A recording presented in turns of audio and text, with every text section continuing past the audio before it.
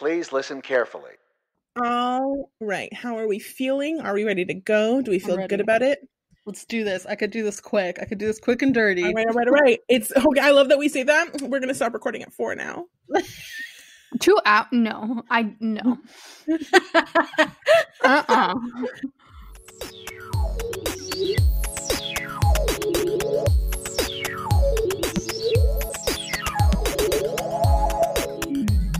What's up, sisters? Welcome back to another episode of Everyone and Their Sister. I'm Christina. I'm Natasha. And I'm Stephanie. It is still January. I feel like that's going to be surprising by the time this episode comes out. It's going to be a real oh, really? It's the Monday of the year. All right. Sure. This episode, we are talking about just things that we've picked that are all based on a true story. For the most part, all fictionalized versions of true stories, but it was kind of just an open-ended thing of just something's based on a true story. There's a lot of ideas are not really bouncing around right now, so people are just remaking books or basing things off of BuzzFeed articles that they read. So we were like, this will be a good little of the moment theme. But before we get into our episode, guys, what are you reading and watching right now? What are you interested in? What's good? I can say right off the bat, I am reading and watching things, but the stupid thing I'm watching right now is a show called Bravest Warriors with a theme song that goes, Bravest Warriors! And that's literally how it goes. It's because it's from the creator of Adventure Time, Pendleton Ward. His real name? Or her? Yeah, that's his real name, which is wild, I guess. I didn't really think about it, but it's like an adult version, basically, of Adventure Time. It's so bizarre. What's wrong with that? It fits with, what we're going through right now. I need that really wild escape that doesn't really make sense, That's fair. I finally bought a Nintendo Switch, so I've been doing nothing but that. Nice. Highlights that I've bought and played. Shit, I already forgot the name. Wild Hearts. Oh no, what is it called? Kingdom Hearts? No, something Wild Heart. Oh no, I'm so sad. I could check my Switch to see what you were playing last. I love being a stalker. The look on your face when you said that, I wish our audience could see it because I'm terrified. Sayonara Wild Hearts is what I'm playing. It's just like a pop. You got to go on the track and you're fighting people. You have a broken heart. And then I'm also playing for the first time ever Zelda Breath of the Wild. I don't like video game camera angles. That constantly pisses me off. So that's what I'm doing. That's all I'm doing. What a time to be alive.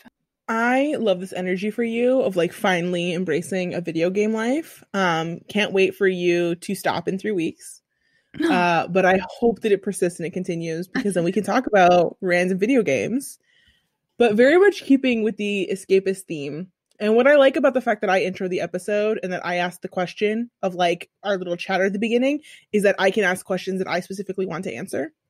And so the reason that I asked this question is because I was watching The Wilds and I wanted to talk about the show briefly because this show is an Amazon Prime show. Oh. I'm seeing it pop up, here and there. And it's basically about a group of girls that get stranded on an island. And it's Lord of the Flies-esque of they're trying to figure out what happened and they're trying to get off.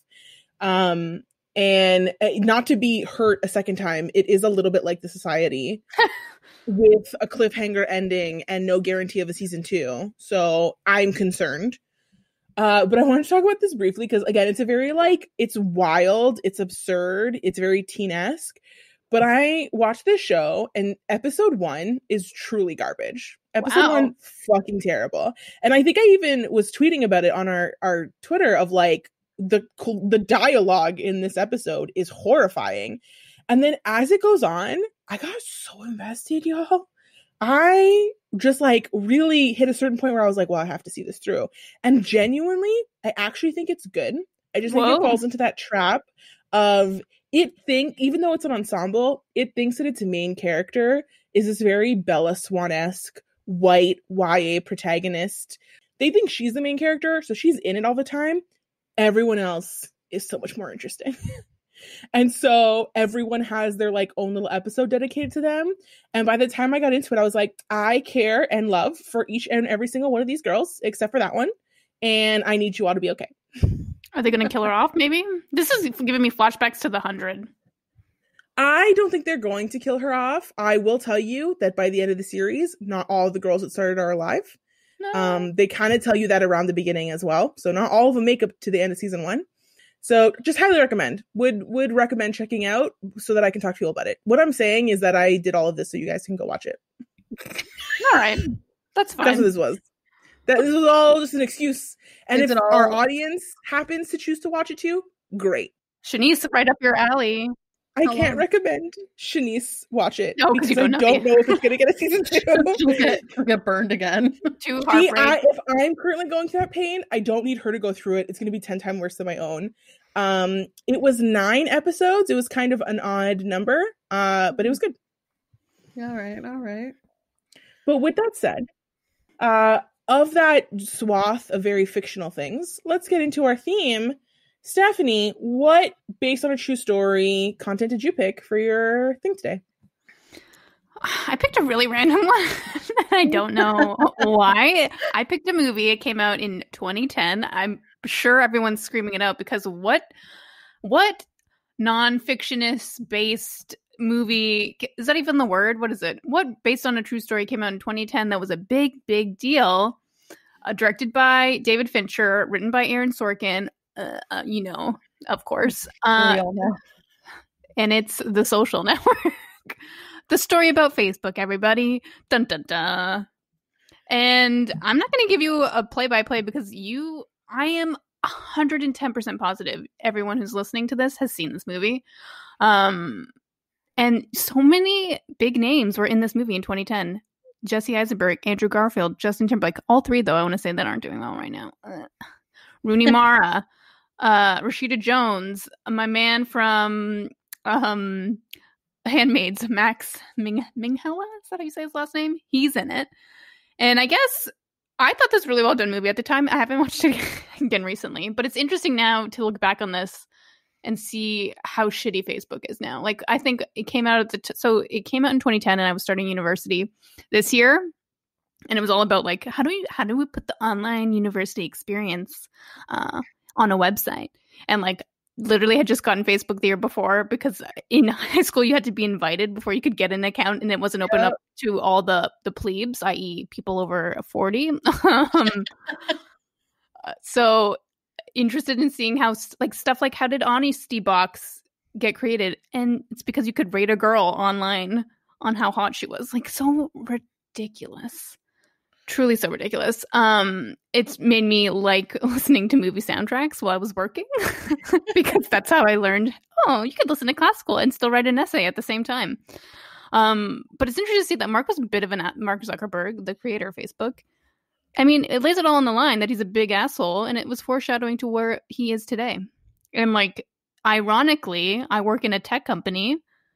And like little Stephanie would never have thought she would be working in that kind of environment. But here she was 10 years later literally working for a website. Like that to me is crazy. What was I thinking? What has happened to me? Has much changed? So I'm guessing this is like it's a personal story. This is a personal pick. And I took so much from it that I didn't even realize. I was gonna say, I like that this started off as like talking about the social network and it turned into a little bit of like an existential crisis moment. It was like a midlife crisis almost. Like, how did I get here? Truly based on your true story. Well, it's like if you ask me how 18, 19-year-old, what do you think you're gonna be doing for your life? What would I have said? I just wanted a job. I didn't know what I wanted to be doing. And like to say that you're working at a company that the premise you enjoy, like that's insane to me. Yeah, personal crisis, that's what's going on right now. Honestly, clearly you're doing well because your goal was to have a job and you have one. Exactly. That's all I wanted. That's true. When you achieve those dreams. I did achieve those dreams. And and I think this is actually a pretty well done movie.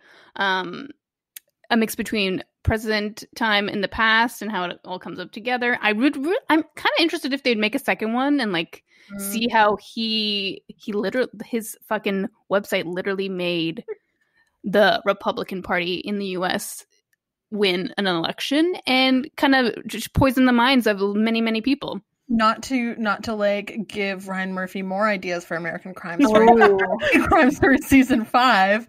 How Facebook rigged an election. The 2016 election.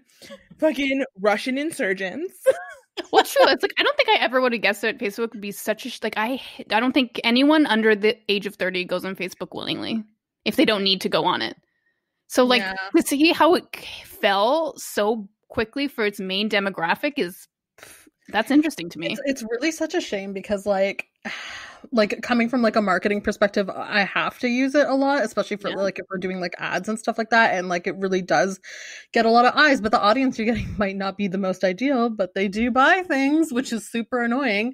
And like the fact that like those same like systems and ad things still work against like being a moral company, basically. Like it's just like there's so much wrong with it, and like I would be really interested obviously to see like a second movie or a season really about something like that, because like who is the dude that like runs the company that does like the ad stuff? I can't remember what his name was, but like he's like he's like a basically Eduardo? Like I don't know. He's like a human trash bin, basically. Like you look at him and you just want to like. Is it the Justin Timberlake character? Because that would. No. It's not like somebody actually in the movie. Oh, yeah. I was like, I genuinely don't know if you're talking about the movie or a real life person. No, I'm talking about like a real life person that like he's like a caricature of like evil. I mean, Mark Zuckerberg, so. Aren't they all? I mean, they are, but like some of them try to be like a little subtle about it, but this guy's like really out and proud about his like evilness. Like he's like, I love destroying people's lives. This shit is absolutely why, because I'm also in marketing, but I can't stand the social media side of marketing. I say, as I do all of our Twitter and Instagram non-posts.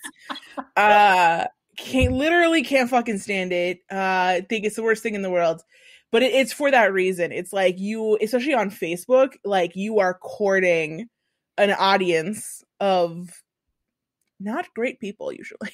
Yeah. Really not great there people. Aren't some, but oof, it's rough out there. And honestly, the only thing I remember about The Social Network is that one scene where Andrew Garfield yells at him. And I remember laughing. I was like, I love that scene. That's great. What a good energy. Andrew Garfield really put his whole self into that moment. I feel like that was his big break.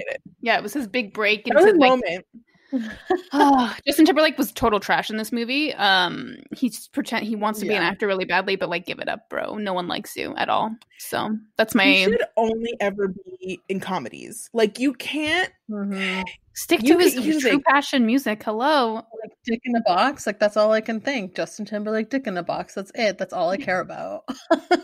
I feel like I've seen him in comedies, and I'm like, you're passable for me in this moment, but not in anything. He had a whole movie called that fucking one where there's like a timer on his wrist and it counts down to when you're gonna die or some shit. I watched that with Anna. What's her face from Buffy? He was the lead in that. Yeah, and I totally forgot. She was good in that. He was just terrible. He's bad. He's a bad actor.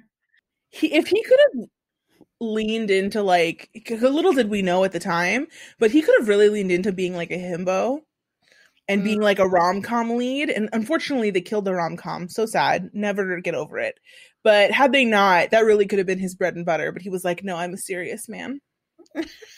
Why aren't there more movies about like tech companies? Because like tech companies are under the surface are like just trash fires.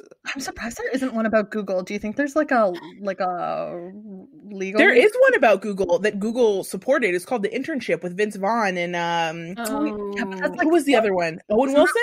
Yeah, like isn't that one fluffy and like that's not like the true. Oh yeah. Although The Circle could be about Google technically. Yeah, I think that was probably one of the related things. Yeah, I think it's interesting because it's like, one, I don't think that the people making those movies give one flying fuck about tech companies. Like truly, I don't think they give a single fuck. But as time goes on, and like everyone in the world works for or has worked for a tech company will see it. Like, there's a reason why a lot of movies have people who work in industries that people in writers' room have worked in. Like, everybody works in marketing because if you're a scriptwriter, when you need money, you can do copywriting. So they all love to talk about how shit marketing is, and they're all correct, but they all portray it terribly. Yeah. I was gonna say, also, if you think about it, Silicon Valley did like pretty well as a TV show. It's true. Yeah, that one could have been. I would have loved Silicon Valley if it had been different. I would have loved the same idea of Silicon Valley, but make it like an Issa Rae show. Yes. You know what I mean? Because Silicon Valley shouldn't have lasted as long as it did. But I will say there were times where I found it quite funny. I guess there's stuff in the pipeline. Like, there's the 2 memoirs, I think Uncanny Valley and Bad Blood, I think, are coming into like TV shows. Not nonfiction movies, I think. Bad Blood really just like had its moment. I don't know that it needs another moment. I think they want to make a movie about it. I'm just like, let's like not give this woman more airtime. Like, she's doing fucking well, and it's your fault. Well, here's the thing. That's why they love it. It's because it was a woman. Like, yeah, like 100% white feminism, girl boss life. It's because she was a woman that they're like, oh, this is such an intriguing story. If it had just been another story of a dude who ripped everybody off, it would be like, oh, we already have that movie. It was called The Big Short. Like, you know what I mean? But they're like, ooh, this one will have sex appeal. It'll have Charlize Theron with a super fake deep voice on, and we'll go with that. Oh, man. Yeah. That's all I got. Yeah, the social network. But it was based on your truth, as Nat said. Yeah, it was really about me in my personal time. My career, we'll go be so bold as to say my personal career. Because if you said 2010, you're going to work at a tech company, I'd be like, what the fuck are you talking about? I'm in English, for Christ's sake. I'm studying English. And here we are today. Wild.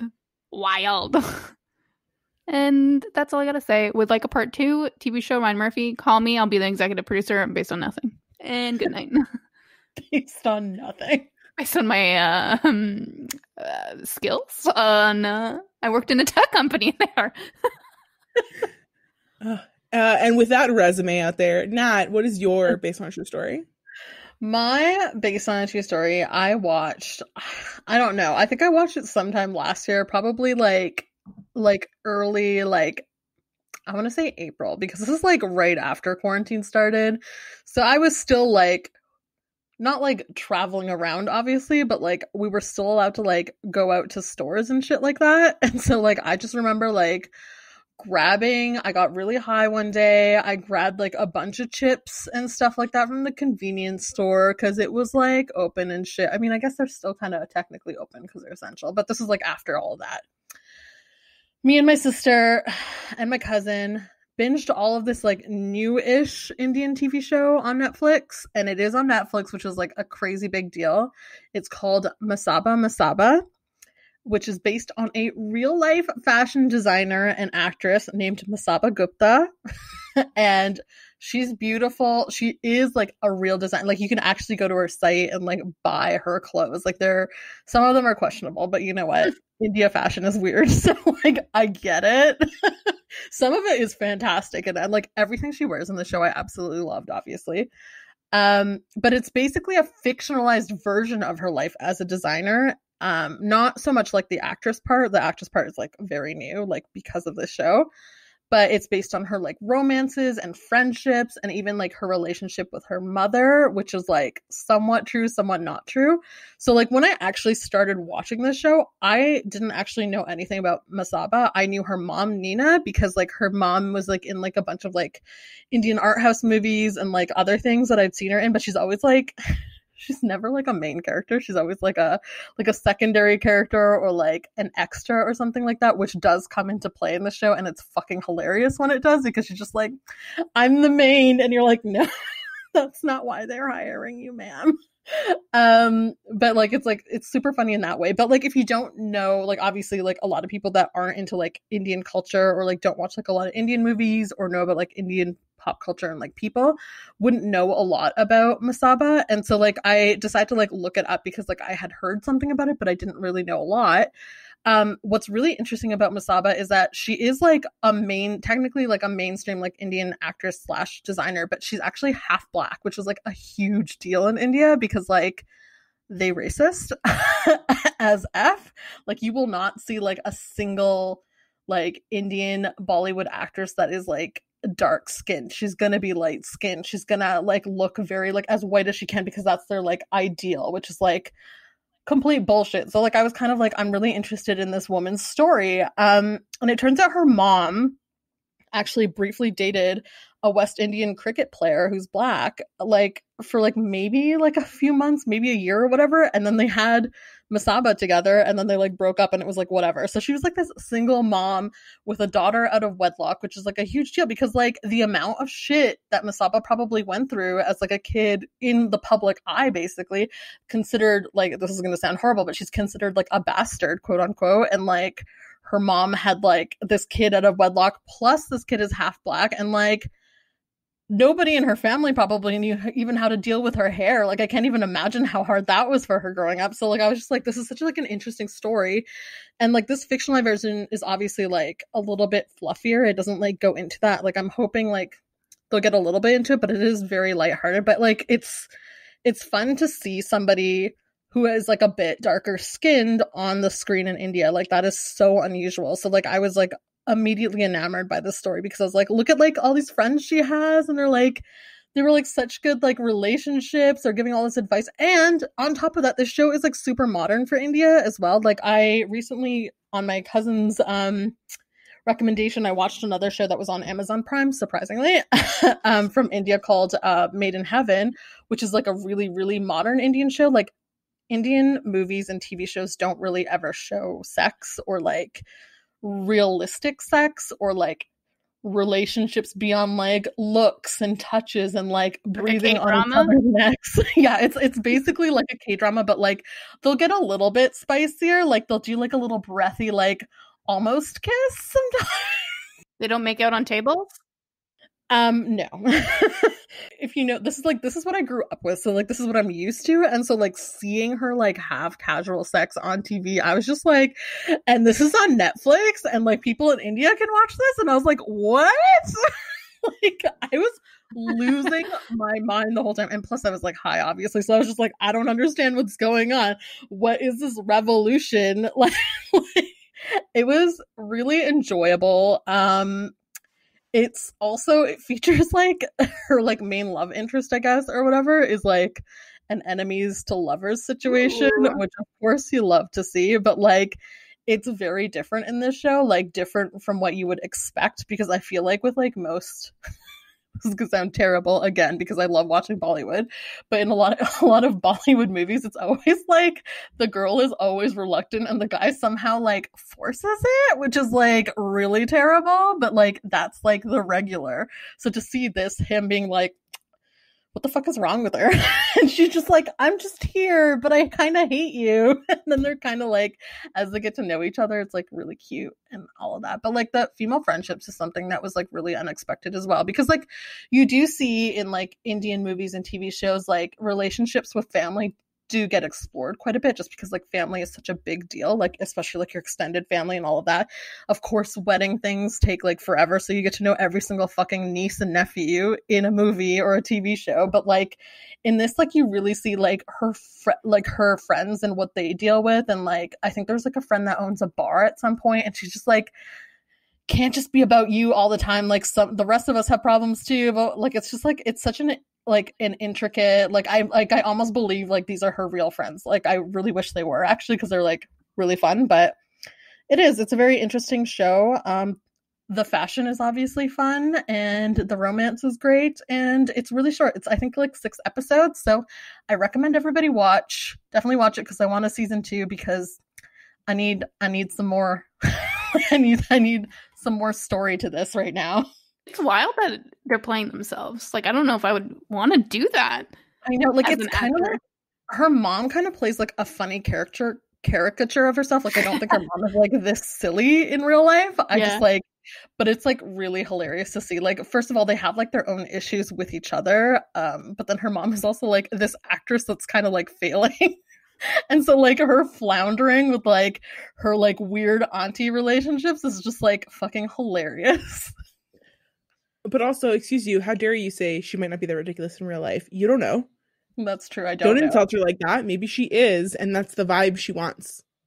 But yeah, that's my pick. Christina, what's your based on a true story pick? All right, let's get right into it. So here's the thing. TV shows love based on a true story. So when I was looking for a pick for this, I was like, oh no, I have 90. That was a struggle. Some of them from this very year, of which there have only been 8 days so far. So I don't know how that's possible, but that's the thing that happened. And as I was debating, did I want to go in a more serious direction, talk about something genuinely like excellent, top tier, great true story, great adaptation, what kind of direction I want to go into? I was like, fuck it. I want to have this conversation with as many people as humanly possible. The series that I have picked is actually a series that my friend Jen recommended to me, and it's called Medici. It's a Netflix original. And the Medici is about the Medici family of Florence. I'm very sorry to have picked a show about a bunch of colonizers. My ancestors, you mean? Yes.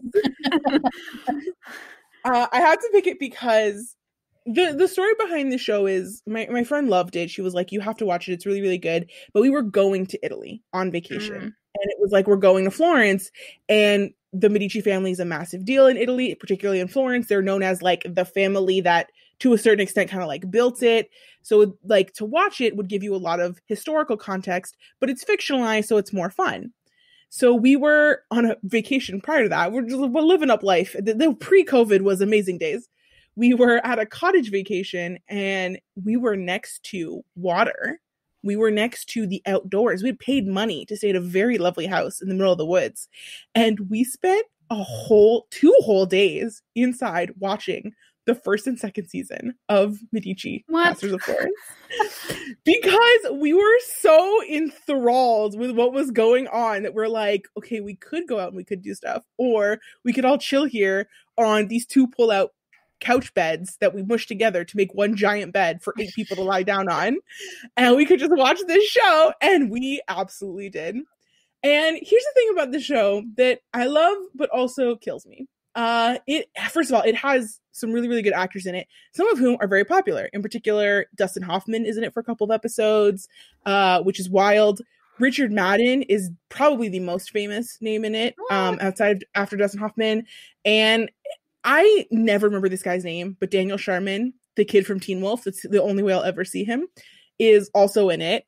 He plays a version of Richard Madden's son in the future. So the first season is about Dustin Hoffman, who is like the patriarch of the Medici family. Richard Madden is his son.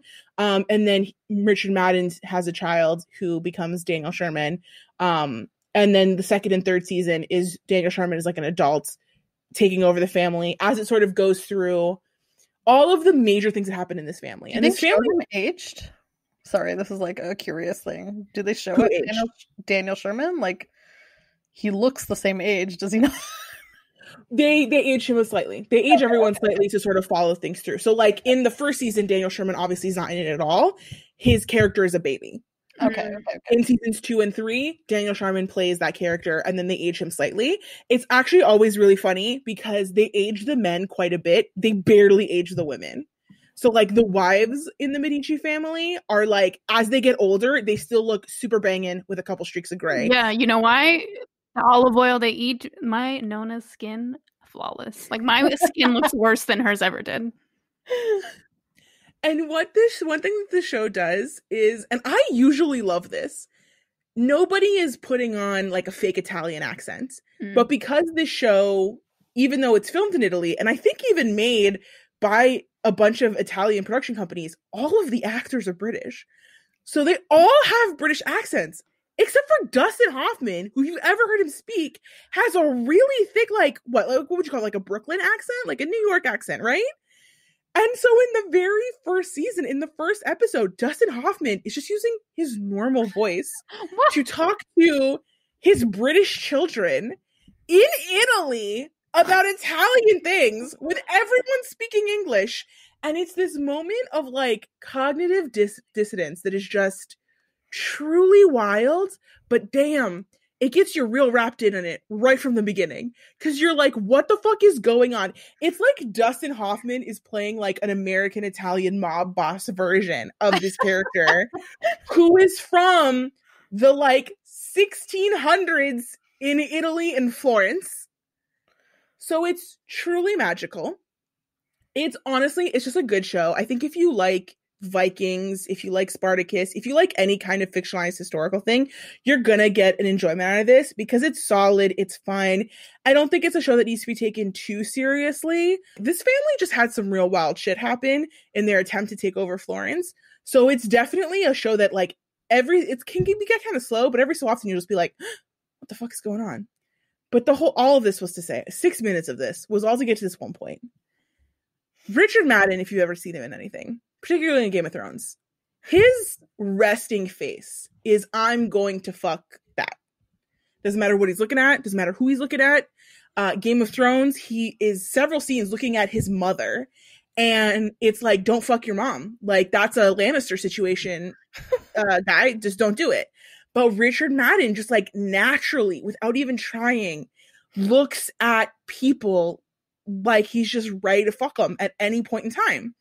And what I love about the first season of Medici in particular is that, you know, the love of his life, you know, as much as it's his wife, it's also Florence, and it's the Duomo, and it's the whole of Italy. And so at one point, Richard Madden, he's like in love with architecture. He wants to be more of like an artist and not the businessman that his father wants to be, but he's trying to build a Duomo. And he has this really emotional scene, and he climbs up to the top of the half-finished Duomo. They're trying to figure out, how are we going to build this dome? No one's ever built a dome before. It's the first one of its kind. No one figured out how to build circles in Italy until then. They were like, how will we ever do this? And he's like, I'm going to figure out how to do it. I'm going to get the right guy. And he's standing on top of the half-finished one, has no dome yet, just a fucking circle building with walls. And he looks out into the whole of Florence with his Richard Madden face. And all in that moment, you're like, he's going to fuck the whole land. Richard Madden looked at the hills of Florence and was like, I'm going to come in you.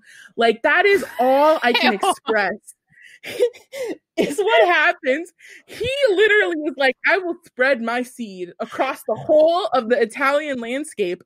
And if you end up learning stuff about the Medici family, it kind of happened. So he was like successful to a certain extent. In my head, I'm just like, resting fuckface? Is that what it's truly resting fuckface. I wish I could express the way I lost my mind at like 2 a.m. in a cottage in the middle of nowhere, surrounded by 8 people. God, remember being surrounded by people? That's just another thing I want to bring up.